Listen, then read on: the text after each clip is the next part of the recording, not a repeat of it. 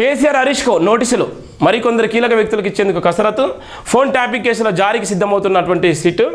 ఇప్పటికే పలువురు కీలకాధికారుల statement record. బండి సంజయ్తో పాటు నాటి డీజీపీ సీఎస్ వివరణ. వచ్చే నెలలో కీలక పరిణామాలు చోటు చేసుకునేటువంటి ఛాన్స్ కూడా ఉన్నటువంటి నేపథ్యం ఉంది.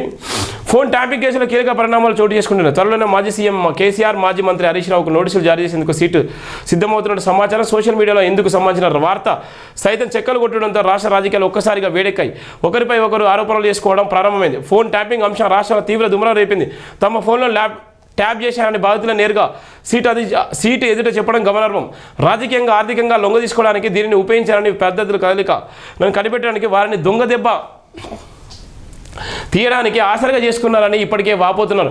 ఇప్పటికే 4 అరెస్టు. ఫోసానికి ఫోన్ ట్యాపింగ్ను ప్రత్యేక సందర్భంలో ప్రత్యేక వ్యక్తులపై మాత్రమే ప్రయోగించాలి. కానీ బీఆర్ఎస్ హయాంలో ఇలాంటివి పాటించకుండా విచ్చలవిడిగా ఫోన్లు ట్యాప్ చేశారని ఆరోపణలున్నాయి. ఈ అంశంపై ఇప్పటికే కేసు నమోదవడంతో పార్టీ విచారణ సైతం కొనసాగుతున్నది. సుప్రీంకోర్టు ఈ కేసును మానిటరింగ్ చేస్తున్నది. ఇప్పటి వరకు ఈ కేసులో సంబంధం ఉన్న ప్రణీత్రావు, భుజంగరావులు వాళ్ళు కూడా ఇప్పుడు జైల్లో ఉన్నటువంటి నేపథ్యం ఉంది.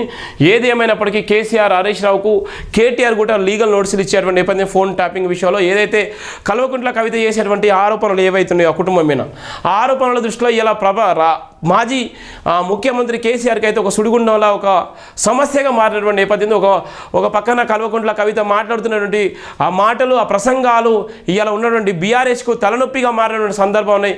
ఆ తలనొప్పి ఇవాళ కాంగ్రెస్ పార్టీ దాన్ని ఉపయోగించుకొని ఇష్టానుసారంగా చేసేటువంటి ప్రయత్నం అయితే చేస్తుంది. ఇది ప్రధానంగా ఉన్నటువంటి నేపథ్యం.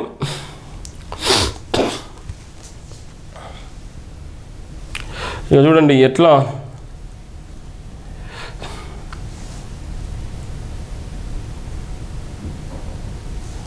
అతిపెద్ద నేరగల్లం మేమే. భారత్ నిగతలు చేసిన విజయ్ మాల్యా, లలిత్ మోడీ. ఎక్కడున్నారు చూడండి. ఇక భారత్ ఇంటర్నెట్ను మళ్ళీ షేక్ చేస్తా లలిత్ మోడీ.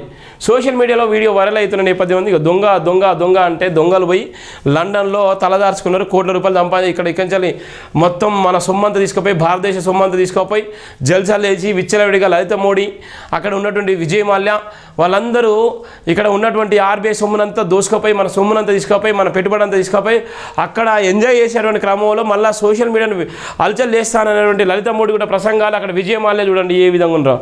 ఇలాంటి వాళ్ళని పట్టుకోవడానికి మోడీకి శాత కాదు.